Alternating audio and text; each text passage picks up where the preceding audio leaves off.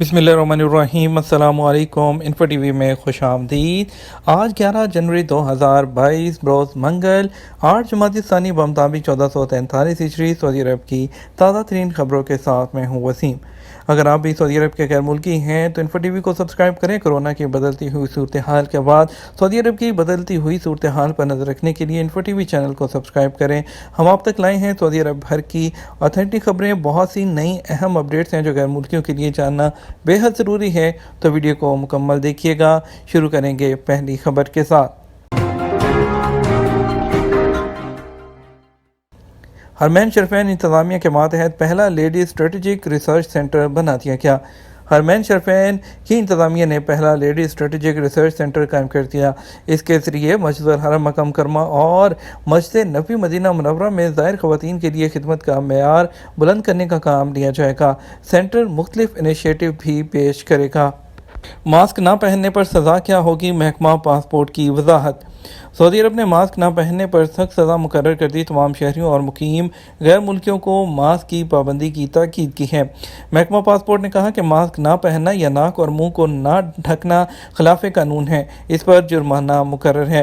عاجل web site کے مطابق محکمہ پاسپورٹ نے ٹویٹر کے اپنے اکاؤنٹ پر بیان جاری کیا ہے۔ ماسک نہ پہننے کی غلطی دہرانے پر سزا دوگنی کی جائے گی۔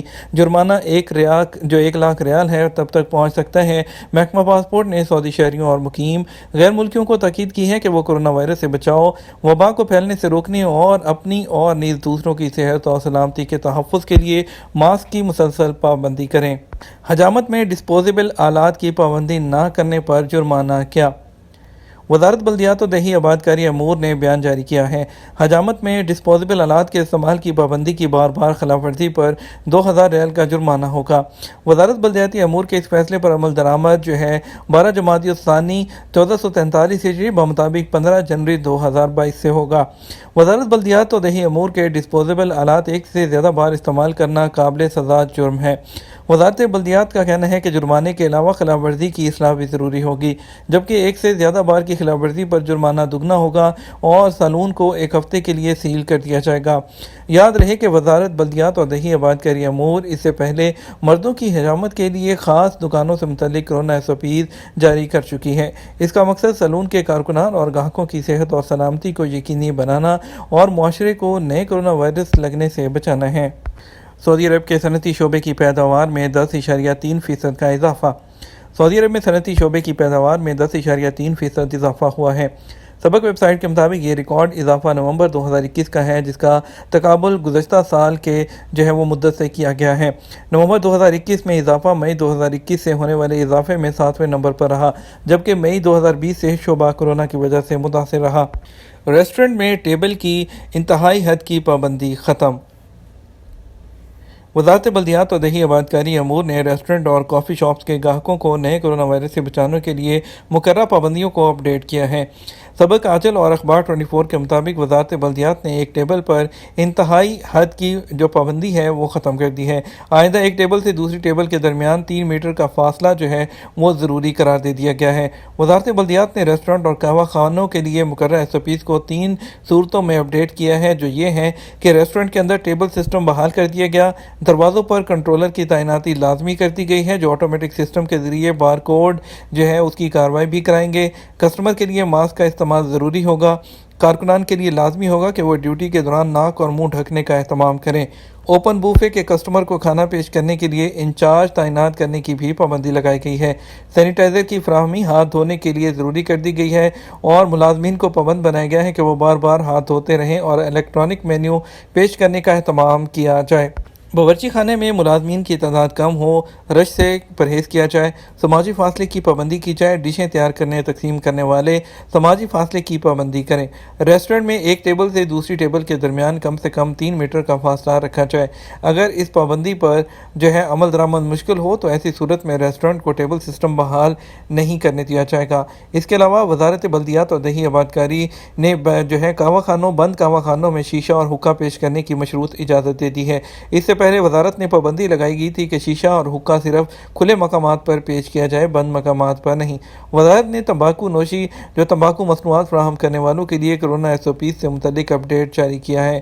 سبق ویب سائٹ کے مطابق وزارت بلدیات نے پابندی لگائی ہے کہ دکان کے اندر تمباکو مصنوعات کو وہ خلط ملط کرنے کی اجازت نہیں۔ دوسری پابندی یہ کی ہے کہ شیشہ اور حقہ کے آلات صرف ایک بار ہی استعمال کیے جائیں، ایک سے زیادہ بار نہیں۔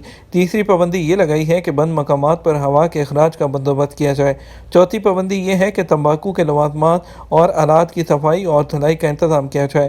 وزارت نے مذکورہ پابندیاں معاشرے کی صحت اور سلامتی کے تحفظ اور وائرس سے پھیلنے سے روکنے اور تمباکو نوشی نہ کرنے والوں کو تمباکو نوشی کے مسائل سے بچانے کے لیے لگائی ہیں۔ اقامہ ہولڈر کے تابعین بھی اب شرح اکاؤنٹ کھول سکتے ہیں۔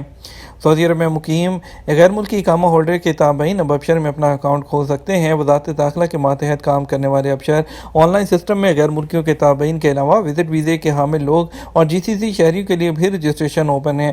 محکمے نے کہا کہ غیر ملکیوں کے تابعین اپنے اقامہ نمبر سے، جبکہ وزٹ ویزے پر آنے والے افراد کے علاوہ GCC ممالک کے شہری رقم الحدود یعنی بارڈر نمبر یا انٹری نمبر سے اپنے ابشر اکاؤنٹ کھول سکتے ہیں۔ یہ افراد اپنے اکاؤنٹ آٹومیٹک مشینوں کے علاوہ محکمہ پاسپورٹ کے کسی بھی آفس میں جا کر یا پھر بینکوں کے آن لائن سسٹم سے کھول سکتے ہیں۔ محکمے نے کہا کہ یہ سروس محکمے کی طرف سے آن لائن فراہم کی جانے والی خدمات کا حصہ ہے، جس میں مذکورہ افراد محکمے کے دفاتر سے رجوع کیے بغیر مختلف سروسز حاصل کر سکتے ہیں۔ قونصلر افیئر کے نائب وزیر سے پاکستانی سفیر کی ملاقات۔ سعودی سیکرٹری خارجہ برائے قونصلر امور تمیم الدوسری سے سعودی عرب میں تعینات پاکستان کے سفیر لیفٹیننٹ جنرل ریٹائرڈ بلال اکبر نے ملاقات کی۔ سعودی دارالحکومت ریاض میں ہونے والی ملاقات کے دوران انہوں نے پاکستان اور سعودی عرب کے درمیان برادرانہ تعلقات اور انہیں فروغ دینے کے امکانات کا جائزہ لیا۔ سعودی وزارت خارجہ کی جانب سے ٹویٹر پر جاری تفصیل کے مطابق سعودی سیکرٹری خارجہ برائے قونصلر امور اور پاکستانی سفیر نے باہمی دلچسپی کے علاوہ علاقائی اور بین الاقوامی امور پر تبادلہ خیال کیا۔ جہاز میں چھیڑ خانی مہنگی پڑے گی۔ سعودی عرب کے محکمہ شہری ہوابازی کے مطابق طیاروں میں چھیڑ خانی پر قید اور جرمانے کی سزا مقرر ہے۔ بعض مسافر سفر کے دوران طیارے کے عملے کے ساتھ بدتمیزی اور چھیڑ خانی کرتے ہیں۔ الوطن اخبار کے مطابق وزارت انصاف نے طیارے کے عملے کے ساتھ دوران سفر کسی فرد کی چھیڑ خانی، سامان یا نقدی چرانے، کیبن میں گھس کر تشدد کرنے پر سزا مقرر کر رکھی ہے۔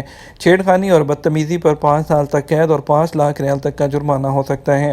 اس کے علاوہ محکمہ شہری ہوابازی کے مطابق طیارے پر جارحانہ سلوک کرنے والے کا معاملہ عدالت میں بھی بھیجا جائے گا۔ وزارت انصاف کے مطابق فضائی سفر کے دوران مسافروں کے مختلف تصرفات کو جرم قرار دیا ہے۔ اگر کوئی شخص غلط اطلاعات فراہم کرے گا، اسے طیارے کی سلامتی خطرے سے دوچار ہوگی تو اس پر قید اور جرمانے کی سزا ہو سکتی ہے۔ محکمہ شہری ہوابازی کے مطابق فضائی سفر کے دوران مسافروں کا سامان یا نقدی چرانا قابل سزا جرم ہے۔ کیپٹن یا اس کے نائب کی طرف سے جاری کی جانے والی قانونی ہدایات کی پیروی نہ کرنے پر بھی سزا ہوگی۔ کیپٹن طیارے اور اس کے مسافروں کی سلامتی کی خاطر ضروری ہدایات جاری کرنے کا مجاز ہے، اس کی پابندی بھی ضروری ہے۔ کسی مسافر یا طیارے کے عملے میں شامل کسی فرد یا کیبن میں گھس کر تشدد کرنے پر بھی سزا ہے۔ خوف و ہراس پھیلانے یا کسی کو جسمانی نقصان پہنچانے یا کسی کے ساتھ زبانی تشدد پر بھی سزا ہے۔ مالینڈو ایئر نے پاکستان میں فلائٹ آپریشن دوبارہ شروع کرنے کا اعلان کر دیا۔ مالینڈو ایئر لائن نے پاکستان میں فلائٹ آپریشن دوبارہ بحال کرنے کا اعلان کر دیا۔ تفصیلات کے مطابق ملائیشیا کی ایئر لائن مالینڈو ایئر نے 1 فروری سے کوالالمپور اور لاہور کے درمیان فلائٹ دوبارہ شروع کرنے کا اعلان کیا ہے۔ مالینڈو ایئر 1 فروری سے کوالالمپور اور لاہور کے مابین ہفتے میں 2 مرتبہ 2 طرفہ فلائٹ وہ شروع کرے گی۔ ہفتے میں 4 پروازیں منگل اور جمعہ کو چلائی جائیں گی، جبکہ ملائیشین ایئر بوئنگ 737 طیارے استعمال کرے گی۔ ڈکار ریلی کا 8واں مرحلہ شروع، 395 کلومیٹر کی مسافت طے ہوگی۔ ڈکار ریلی پیر کو 8واں مرحلہ وہ شروع ہو گیا جو الدوادوی سے وادی الدواسر تک رہے گا۔ سبق ویب سائٹ کے مطابق 8ویں مرحلے میں آج 395 کلومیٹر کی مسافت طے کی جائے گی۔ وزارت کھیل نے ڈکار ریلی کے نئے مرحلے کی تصاویر جاری کرتے ہوئے کہا کہ پہاڑوں اور سنہری ریت کے ساتھ سورج کی چمکتی شعاؤں کے جلووں میں نئے مرحلے کا آغاز ہو چکا ہے۔ واضح ہے کہ ڈکار ریلی کے 7ویں مرحلے کے اختتام کے بعد 1 دن کا وقفہ دیا گیا تھا۔ 7ویں مرحلے میں فرانسیسی رائڈر سباستیان لویپ نے گاڑیوں کے مقابلے میں اول پوزیشن حاصل کی۔ دوسری پوزیشن قطری رائڈر ناصر العطیہ نے، جبکہ تیسری وہ ہسپانوی رائڈر کارلوس نے حاصل کی۔ سعودی عرب کے مختلف ٹرانزیکشنز پر آج سعودی ریال کا ریٹ: فوری بینک 46 روپے 56 پیسے، STC پے 46 روپے 44 پیسے، تحویل اراضی 46 روپے 20 پیسے، ویسٹرن یونین 46 روپے 61 پیسے، منی گرام 46.73، ٹیلی منی 46.10۔ انڈیا کے لیے فوری بینک 1948، انجاز 1951، STC پے 1937، تحویل اراضی 1995، ویسٹرن یونین 1945 اور منی گرام 19 روپے 57 پیسے۔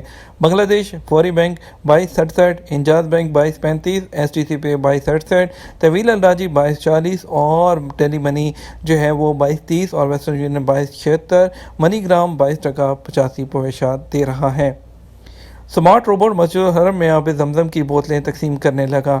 حرمین شریفین کی انتظامیہ نے رپورٹ کے ذریعے آب زمزم کی بوتلوں کی تقسیم کا کام شروع کروا دیا۔ انتظامیہ مصنوعی ذہانت اور جدید ٹیکنالوجی سے بھرپور استفادہ کر رہی ہے۔ رپورٹ کے ذریعے آب زمزم کی تقسیم کا اقدام اسی سلسلے کی ایک کڑی ہے۔ حرمین شریفین جنرل پریزیڈنسی اور الاخباریہ نیٹ کے مطابق سیکریٹری ادارہ آب زمزم بدر اللقمانی نے کہا کہ smart robot technology corona virus کے ماحول میں بہت اہم ہے اور محفوظ طریقہ کار ہے۔ انسانی مداخلت کے بغیر آب زمزم کی تقسیم محفوظ طریقے سے ہو رہی ہے۔ اس کی بدولت کارکنان بھی وائرس لگنے سے محفوظ رہتے ہیں اور زائرین کو بھی تحفظ حاصل رہتا ہے۔